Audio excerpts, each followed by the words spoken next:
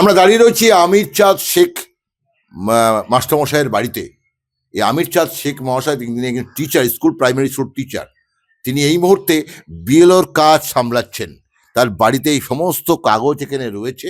এই বিএলওর প্রচুর ফর্ম এখনো কিন্তু জমা দিতে বাকি রয়েছে এবং আপলোডের ব্যাপার আছে। তারা কিন্তু সরকারিভাবে তিনি তার আধিকারিকের সাথে কথা বলেছেন, আধিকারিকরা আশ্বস্ত করেছেন আপনি আস্তে আস্তে কাজটা কমপ্লিট করুন। তার কথা মতনই তিনি কিন্তু আজ সকাল থেকে বসে পড়েছেন, তার কাজগুলো কমপ্লিট করছেন। কারণ এই বিএলওর সমস্ত যে কাগজগুলো রয়েছে, এই কাগজগুলোই কিন্তু অনেক মানুষের নাগরিকত্ব বা তাদের ভোটার কার্ডের লিস্টে থাকা বিষয় আছে। আমরা সরাসরি চলে যাই, কথা বলি যে আমির বাবুর সাথে। আমির বাবু, আপনি এখন কেমন আছেন? আপাতত আছি ভালো। কারণ হচ্ছে আমার পাশে রাজ্যের বিভিন্ন প্রান্তের চেনা অচেনা শুভাকাঙ্ক্ষীরা আমাকে সমর্থন করেছে, তাদের জন্য অনেক ধন্যবাদ। এবং হচ্ছে আপনাদের মিডিয়ারও ছিল বন্ধুরা, তাদেরও ধন্যবাদ। তো এই মুহূর্তে আমার আরও গর্বের যে জায়গাটা, সেটা আমার মার কর্নিয়া দিয়ে দুজন অন্ধ তারা দৃষ্টি ফিরে পেয়েছে এবং আপনাকে জানিয়েছে? হ্যাঁ, এবং হচ্ছে মুর্শিদাবাদ মেডিকেল কলেজ আমার জানিয়েছে। তো আর যাই হোক, এই যে অপপ্রচার, এই যে অঙ্গদান বা রক্তদান, এগুলো এমনিতেই মানুষে দিতে চায় না, জানি কি হবে। এইবার আমরা সেই সচেতন করি বা অর্গানাইজগুলো করি, করে মানুষকে এগুলো তার এগিয়ে আসতে বলি। এইবার যেভাবে আমাকে যে হেনস্থা হতে হলো, কিছু মানুষ তাদের ব্যক্তি স্বার্থ চরিতার্থ করার জন্য তাদেরকে সহযোগিতা করলো। আমাদের কোতোয়ালি থানার আইসি, তিনি আমার সমস্ত কাগজপত্র না দেখে ওদের স্বার্থটা চরিতার্থ করলো, আমার কোনো বক্তব্য শুনলো না, যে ওনার মতো উনি কেস সাজিয়ে দিলেন। তো একবার আমাকে বললো না যে আপনার এগেনস্ট এই কেসগুলো নিয়ে আসা হলো, সেটাও আমাকে বলেনি। রাত একটা সময় পুরো, আমি তো বলবো পুরোটা কোতোয়ালি থানার আইসি, ওনার কি ব্যক্তি স্বার্থ সেটা আমি জানি না। গ্রাম থেকে গিয়েছিল, হ্যাঁ, গ্রাম থেকে 10-11 জন ছেলে গিয়েছিল, তাদের সঙ্গে কথা বলেছে, তাদেরকে সবকিছু দিয়ে আমার কাছে, আমার সঙ্গে একবারের জন্য যে আপনার নামটা কি সেটা বলুন, সেটাও শোনেনি। ওনার মতো উনি কেস সাজিয়ে ছেড়ে দিয়েছেন। এবার যেটা করেছে, প্রথম দিন আমার পাড়ার যে 10-11 জন ছেলেরা গিয়েছিল, তাদেরকে দিয়ে তারাই কেসটা ফাইল করে। অথচ দেখছে যখন আইসি সাহেব নিজে দেখলো যে আর বাঁচতে পারবে না, ঠিক সেই সময় ওদেরকেই আবার সেই পরামর্শ দিয়েছে, ওর ভাইগুলো অন্য ভাইদের দিয়ে তোমরা ওদের ভয় দেখিয়ে করাও।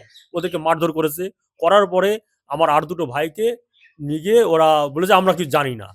অথচ যখন আমরা কর্নিয়াটা দিই, শুধু আমার ছোট ভাই ছিল না, সে হায়দ্রাবাদে ছিল, তার সঙ্গে ফোনে কথা হয়েছে। ছোট ভাইয়ের বউ ছিল ওখানে, এবং মেজো ভাইয়ের বউ, আমার দিদি বোন যে যা ছিল সবাই, আমাদের আদার্স সবাই বাড়িতে ছিলাম। এই কর্নিয়ার দেওয়ার যে বিষয়টা আছে, সেটা হচ্ছে কেউ মৃত্যুর আগে অঙ্গীকার করতে পারে, আবার কেউ মৃত্যুর আগে অঙ্গীকার নাও করতে পারে। কিন্তু কর্নিয়া যখন সংগ্রহ করা হবে, তখন তার পরিবারের সবার সম্মতি লাগবে, বা বডি ডোনেটের ক্ষেত্রেও তার পরিবারের যারা আছে তাদের সবার সম্মতি লাগবে। এই সম্মতিটা যদি 50 জন হয়, 50 জনের সই লাগবে না, অন্তত 2 জন বা 3 জন সই করলেই হবে। একদম মানে কাছের ছেলে সন্তান বা যে 2 জন বা 3 জন সই করলেই এটা সম্পন্ন করা হবে, যেহেতু সবার সামনে সবাই হচ্ছে, আলোচনা সাপেক্ষে হচ্ছে, এখানে কোনো দ্বিধার কোনো জায়গা নেই। যেটা আইসি সাহেব যেটা বলেছেন যে না, ওনার ভাইরা সম্মতি না, ওনারা জানে না,